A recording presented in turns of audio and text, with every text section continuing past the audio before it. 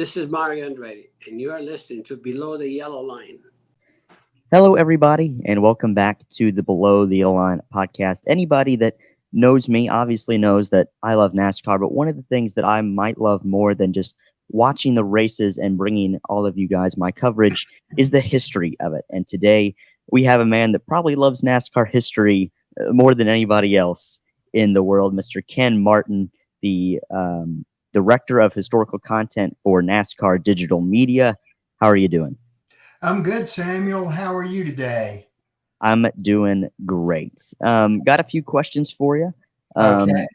And, obviously you're a very trusted source on history. So if I get anything wrong, which I have a tendency to do a lot, please correct me because I want to learn all that I can while I have you on the horn today. Yeah. But how did you get into racing? Was it something you always loved or was it just something you acquired? It was something I always loved. I had a chance to go to the races when I was still in diapers. My dad worked for a company called Wynn's Friction Proofing, and he would go around to the races putting decals on the race cars. And it was an oil additive. And if the drivers would put a decal on their car, and if they won the race, then he would present them a check in victory lane or a jacket or a shirt, things like that. And so I grew up in Lynchburg, Virginia. And so I was able to attend races all throughout Central Virginia down into North Carolina, all as a very young kid. But with my dad, I had access into the garage area a lot of times, something that's unheard of today for, such a young kid. But traveling to a lot of the tracks, I was able to get into the garage area and immediately started this love affair with the sport. And as a matter of fact, I was able to go to Daytona in 1958 and attend the last beach race.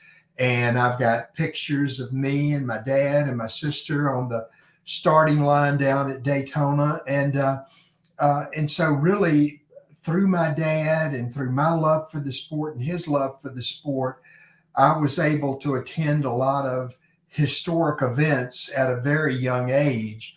And I had the ability, when you love something, you pick it up.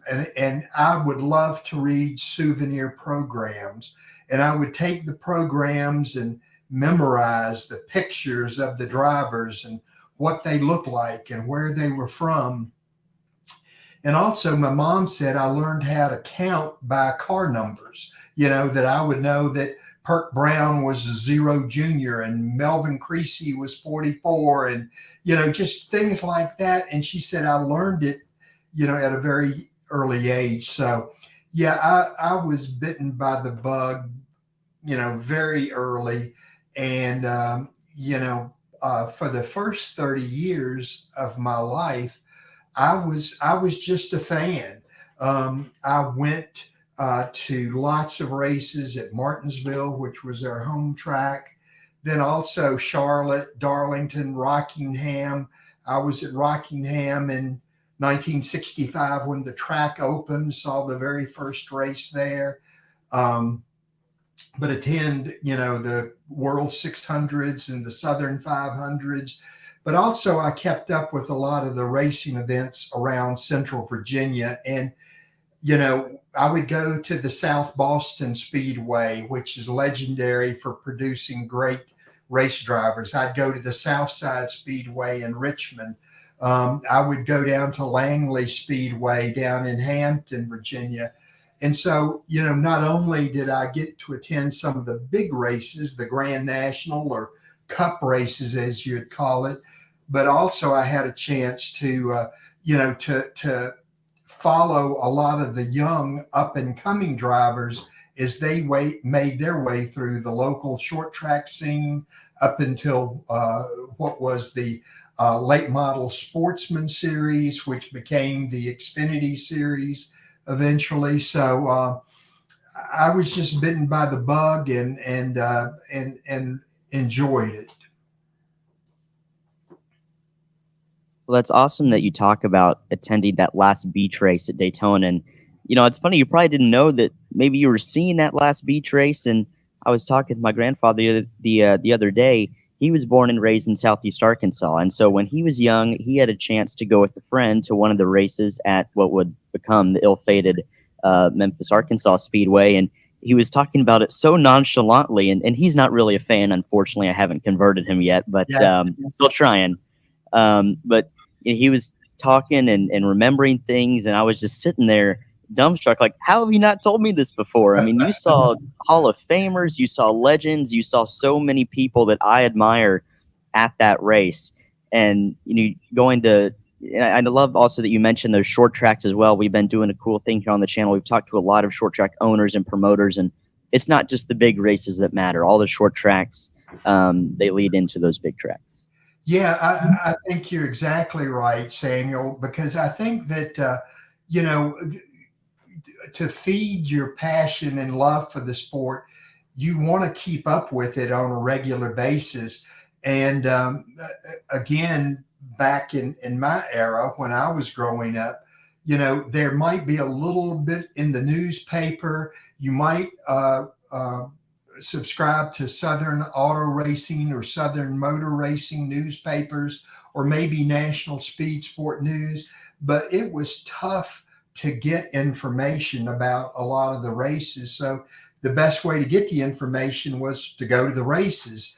And at the races back then, especially, your souvenir program would be packed with a lot of information as far as results from other tracks and what the point standings were, and biographies about certain drivers, and just things like that. And so I just love those, and I collected my programs. I still have my program from the 1958 beach race. So I made my first trip to Darlington in 1961 for the Southern 500 at Nelson Stacy won, and I've got that program. So you mentioned that Lehigh. That was, to this date, it's still the largest dirt track that NASCAR ever competed on, and has the fastest speed of any dirt track that NASCAR ever competed on. So sadly, it was a little bit ill-fated, but as a place in NASCAR history, in just a couple of races, they filled up a lot of history books. They sure did. Maybe not for all the right reasons, but I always joke that while my home state's big Cup Series track didn't work out, I think Mark Martin atoned for all the bad, or hopefully. I think he made up for it and then some, for sure. Yeah, if you've got Mark Martin representing you, you've got the best. I mean, I've had the opportunity to work with Mark on several occasions, and when he went into the NASCAR Hall of Fame, I produced Mark's Hall of Fame tribute video. And as I said, Mark is just a all-time great in any way you want to put it, but even a better guy. So absolutely. I had the chance to meet him. I think my dad actually bought a truck from him a few years ago at his dealership in Batesville. But had a chance to meet him, and I only spoke with him for about 30 seconds because there was a long line of people there to get autographs. But he's just one of those people. As soon as he walks in a room, the whole aura of the room is changed. I mean, it's just, you see him, and if you're having a bad day, you're having a good day all of a sudden. It's just the kind of stand-up guy he is. Yeah, he he was such an intense competitor, and I think that since he's retired, he's had a chance to reflect back on all of the great accomplishments that he's had. And he's been able to relax and enjoy the sport and the people and talking about it. Like I said, his history is so rich in Arkansas, all through the Midwest, racing in ASA and ArtGo and all of those Midwest short track series. He's still a legend for sure. And I think he'll always be remembered as one in racing. You said if there was just a good person Hall of Fame, he'd probably be Yeah. one of the first inductees. Yeah. If he had never won a race, he would still deserve a spot in racing history. That's for sure. It is. It's amazing, how one guy like that, there's not many people we say that about, but Mark Martin Yeah. is certainly one of them. Yeah, absolutely. You talked about how, you saw the transition firsthand from Daytona, from beach to the 2.5 mile super speedway we now go to today. And this is a very broad question, and feel free to be as detailed or not as you like, but how much do you think the sport has changed and evolved over the years? We have 75 years of history before us. How much has changed? Well, really, Samuel, it's changed. Everything has changed, but still the basis of our sport is car against car, mechanic against mechanic, strategy versus strategy. So those things have not changed, but everything from the facilities to the communications to the coverage, every part of it has changed. And, I love the history of the sport, and I enjoyed going to the races as a young person, as a teenager. And I remember sitting on concrete slabs for grandstands and very limited concessions and restroom facilities and things like that, and struggling to hear the PA, and the scoreboards were practically non-existent. Martinsville had a scoreboard that was all manually operated. Like, every lap they'd flip to show the next lap. And in as positions changed, they would change on that scoreboard, but everything was done manually. And really at that point, Martinsville in the 60s was like state of the art. It was miles ahead of most other tracks. So all of those things have changed. And I think we talked about, getting your results and things like that. And, for years, I worked with ESPN, and I worked with a show called ESPN Speed Week that would come on once a week. And on that show, we would have highlights of NASCAR, IndyCar, off-road, sports car. But really, for a lot of people, that was their first and only time that they would get the results from those events. It was well before social media. It was well before, a lot of the local coverages of the events. And so, we would work all week to gather all that information to put on a half-hour show, or sometimes an hour show, hosted by Bob Jenkins and Larry Newber. And it was sort of a way to tie the whole motorsports community together. Now we can get on our phone, and within seconds, we'll know if somebody has accomplished something in Japan at the Formula One race, or we'll know who won the sports car race in Indianapolis, or who won the drag race, and of course, who won the cup race. And via Twitter and Instagram and all the other social media, reporters or people on the scene are filing accounts second by second, minute by minute of what's going on. And of course, with satellite radio now, you can be anywhere in the country and listen to every PRN or MRN broadcast. Every race is broadcast live from start to finish, and that includes Cup, Xfinity, and the Truck Series, and the majority of the ARCA races. Of course, IndyCar, Formula One, they're all, you can go to Flow Racing and see what's happening at practically any short track in the country.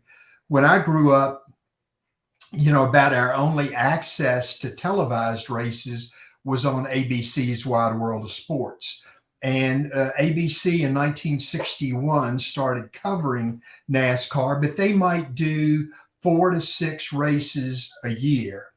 And those races would be taped on the day of the race. Then they'd be taken and edited, and then they might be combined with a ski jump show or a cliff diving or whatever.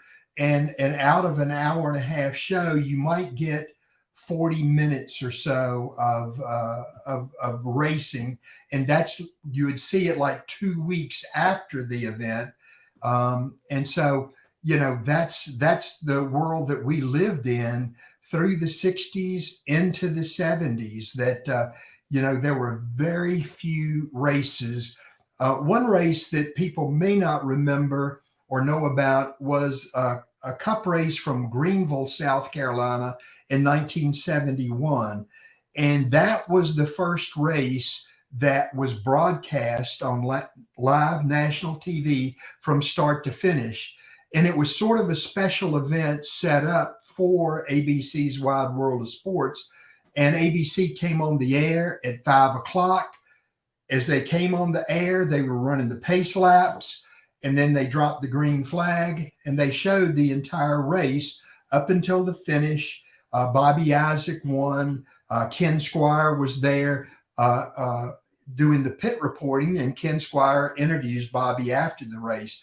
But the race was set up so that it could be run in an hour and a half. It was, and from what I've heard, Bill France was at the drivers' meeting saying, "Hey, we're on live national TV. Don't you guys screw it up. Don't give us any problems. We don't need any long caution flags. We don't, because ABC's window was very strict. And fortunately, they were able to run the race and finish it with enough time to do a victory lane interview and, like that. But of course, everybody remembers or knows the 1979 Daytona 500 was the first 500 to be broadcast live from start to finish on CBS. And that race had so many memorable moments. But of course, we all remember the fight between Bobby, Donnie, and Cale. And we remember that because of Donnie and Cale crashing, Richard Petty was able to win the race. So and we did a documentary a few years ago called The Perfect Storm.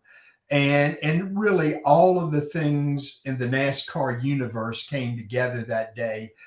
You've heard stories of snowstorms up and down the East Coast that forced people to be inside all day.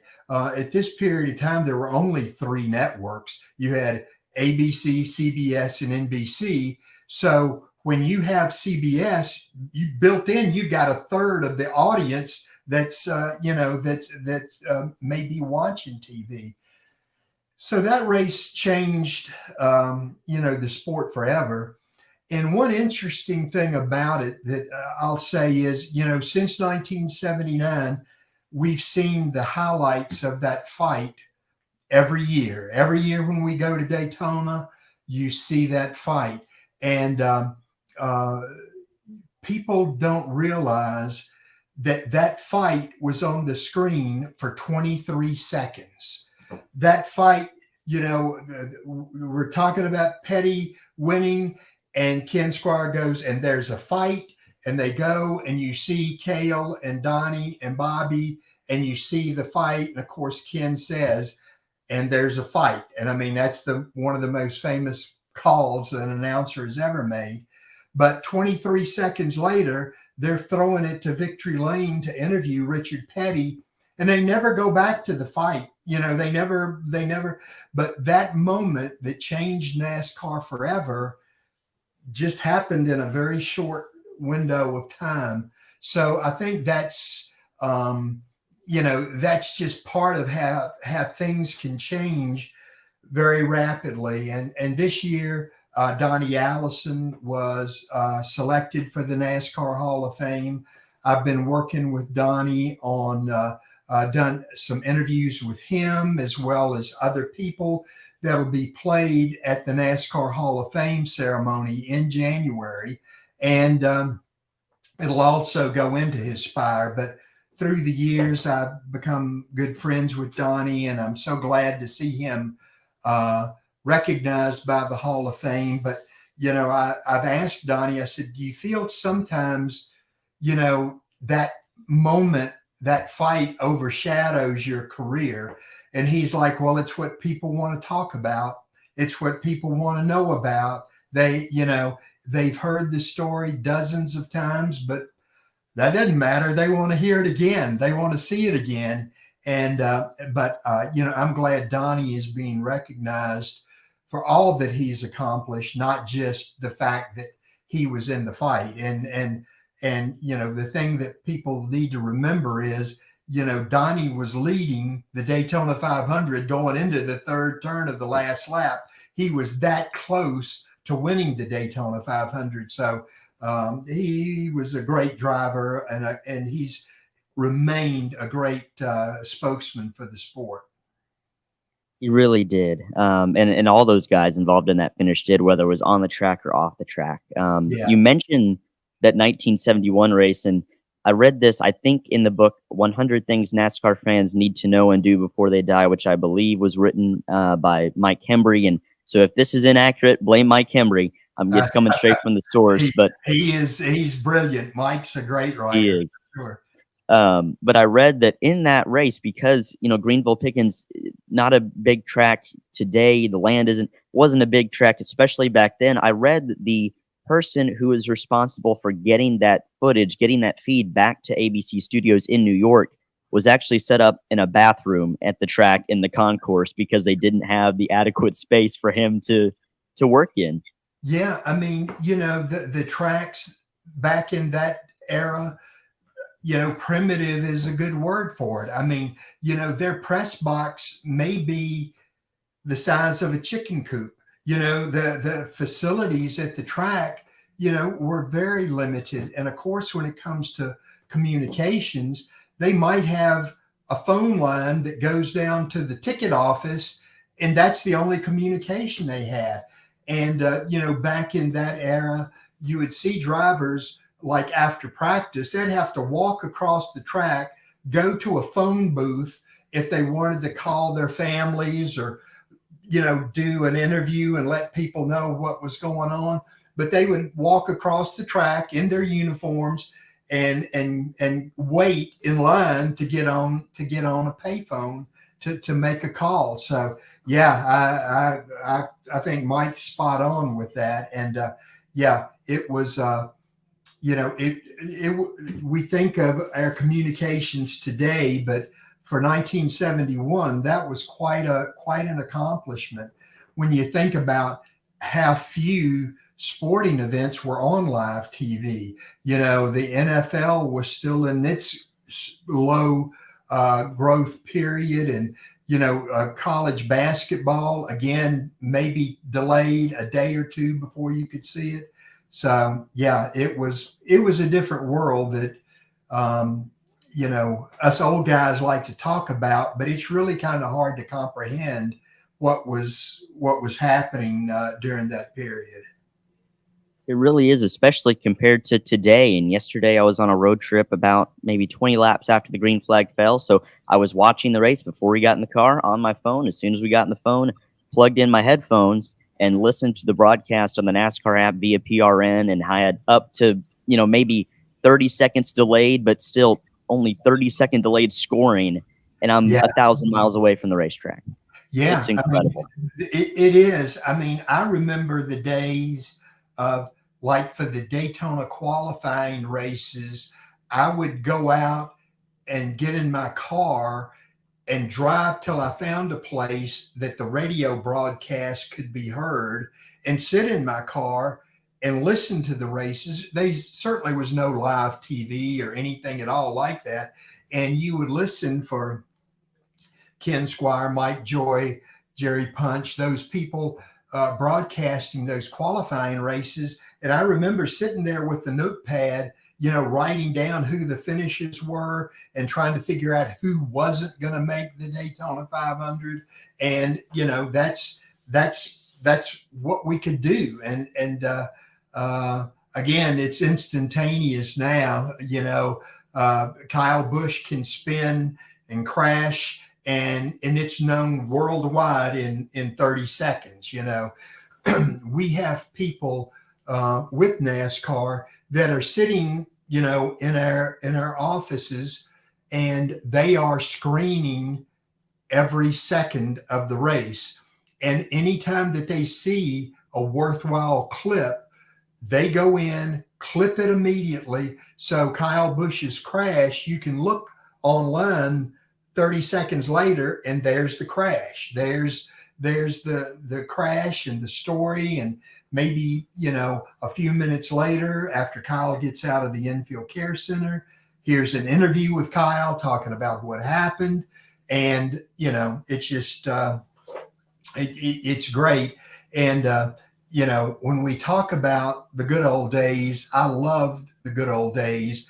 But as far as racing news and information and coverage, these are the golden days of it.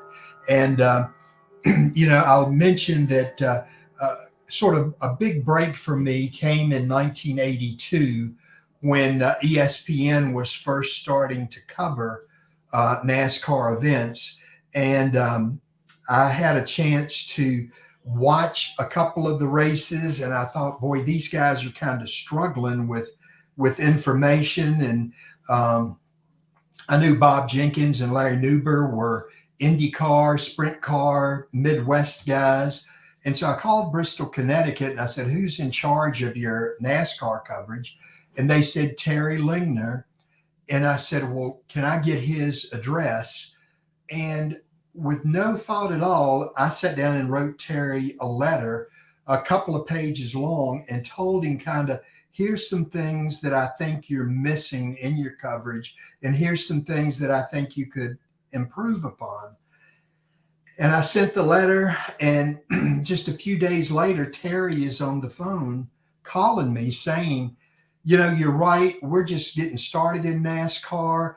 Terry was from Indianapolis. He said, we know the IndyCar stuff, but we really don't know stock car racing. He said, why don't you come over to Richmond, Virginia in a week or two when we're going to be covering a race there, and I'd love to meet you. So I went over on Saturday morning and met Terry, and I brought with me a lot of my old programs and pictures and things like that.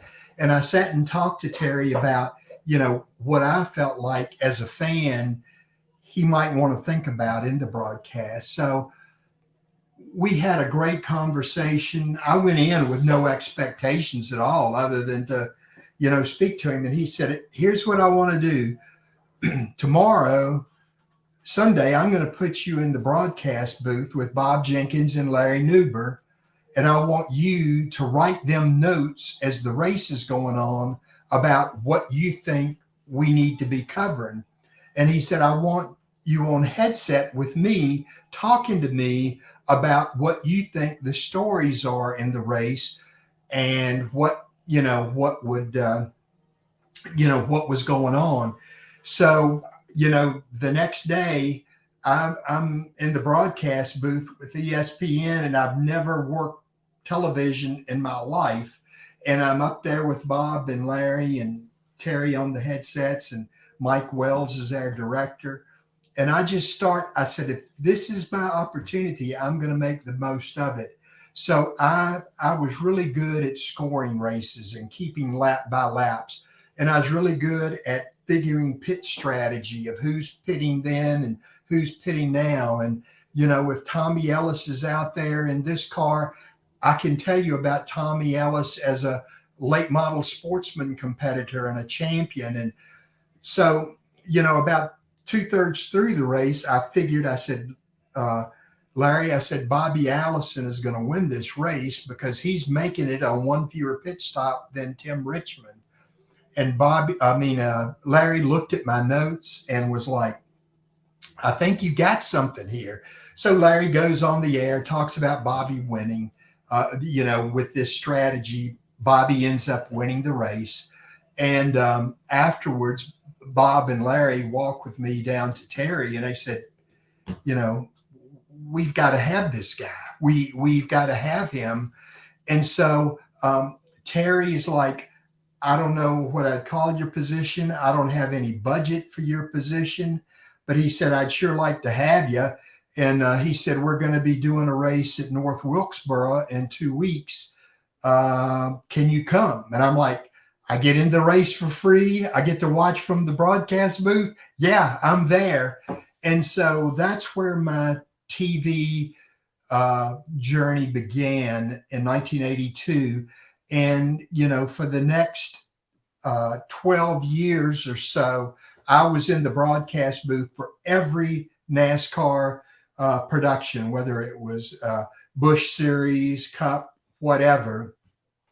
And I got to work with the greatest announcers ever, from Bob Jenkins, Larry Newber, to Benny Parsons, Ned Jarrett, and Jerry Punch. And I mean, just you name them, I had a chance to work with them. So that was my golden opportunity. And it came because I wrote a letter. And when someone answered the letter, I responded, and I was able to take advantage of it. But Terry taught me the TV business. He said, you know, NASCAR, I'll teach you TV. And so, you know, for 19 years, I lived in Indianapolis and worked for Lingner Group Productions. And we produced everything from Thursday Night Thunder to all of the Busch Series races on ESPN. I continued to work in the broadcast booth for the Cup races for ESPN. And then in 1998, we had a chance to produce a 5-hour documentary on the 50th anniversary of NASCAR. So I was heavily involved in that. I was the producer, writer, co-producer with Jenny Nickel. And I had the chance to go interview 90 of my heroes from the earliest days of the sport. Everybody from Louise Smith and Raymond Parks and Rebel Mundy and Tim Flock and Buck Baker and people like that. You know, I had a chance to go to their homes and interview them for the 50th anniversary. And so we produced a 5-hour documentary for ESPN. At the time, it was the biggest budget documentary that ESPN had ever done. And for me, it was the opportunity of a lifetime for me to go meet and talk to and visit with all of these people. And when I went to interview them, I would say, look, I know that we'll probably only need 2 or 3 minutes for our documentary, but I want a chance to talk to you if you've got the time. And they were all like, talk as long as you want, ask me anything you want. And, you know, I had a chance, like I said, to talk to my heroes, but also to record all of those stories that they had and the remembrances they had. And, you know, sadly, as we're celebrating their 75th anniversary, about a third or maybe more of the folks that I interviewed back in 98 have passed away, but we still have these recordings that were done with them.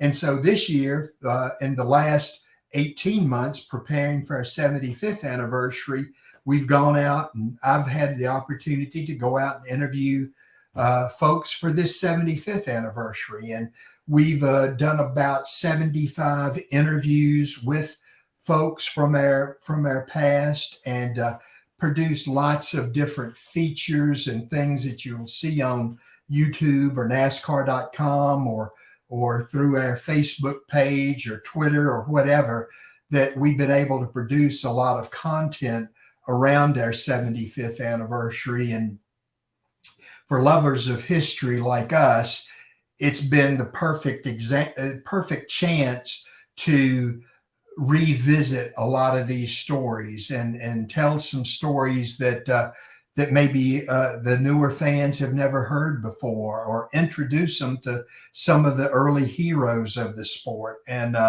that's what I see my role as. And I'm so honored and privileged to work for NASCAR. And I moved to Charlotte about 15 years ago from Indianapolis as the NASCAR Hall of Fame was being built.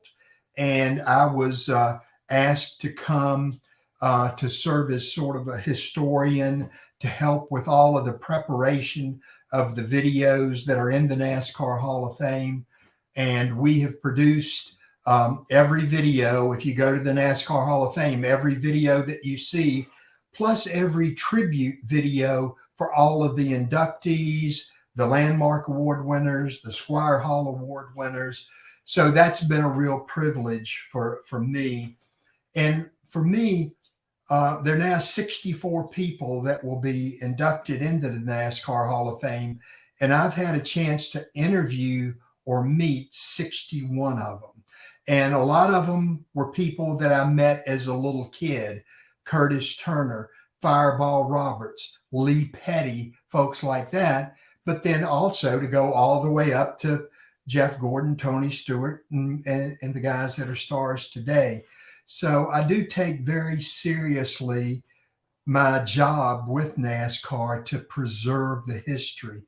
And, I appreciate you, Samuel, for your interest in our history. And it's sort of my job to pass on to your generation and the generations in between of the love for the sport, but also how important it is and how interesting it is.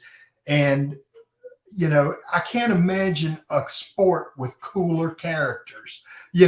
These guys, these women were incredible for their bravery, for their ingenuity, for their mechanical abilities. And, and it goes all the way to today. Just the other day, I had a chance to interview Cliff Daniels for a project that we're doing. And, and I'm like, I've interviewed Smokey Yunick, I've interviewed Cliff Daniels, and, and I'm like, this is just crazy that, that I've had that opportunity, but I'm thankful for it. For sure. And you've done our sport a great service in still and keeping the history going and passing it on. My last question for you, sir, and it's kind of a combination. So my first one, and this one is one I've actually kind of stumped a couple people on it. I'm not sure why. I don't feel like it's the best question I've ever asked, but what do you think the sport needs to do to grow and to evolve to get a younger fan base? And the last part of it, I know we've talked a lot about history on this show today, but what are your predictions for the rest of the season? I mean, we had a crazy race yesterday, but who do you think could win the Cup Series championship this year? Yeah, as far as how we can continue to attract younger fans, I feel like that we have, as a sport, reached into a lot of the social channels that are now very important to young people. And, our presence on Twitter or X, our presence on Facebook, our presence on Instagram, our presence on YouTube is all critical to reaching new fans, because that is how they consume media. And I think that we have to meet them where they are. We're not going to be able to convince them, hey, come sit down to 3.5 hours and watch one of our races. We need to get them interested to pull them in, and then they'll want to sit and watch 3.5 hours. But it's something that we have to cast a lot of lines out in the water to attract them. And I think we need to make our drivers relatable. We need to make our cars relatable.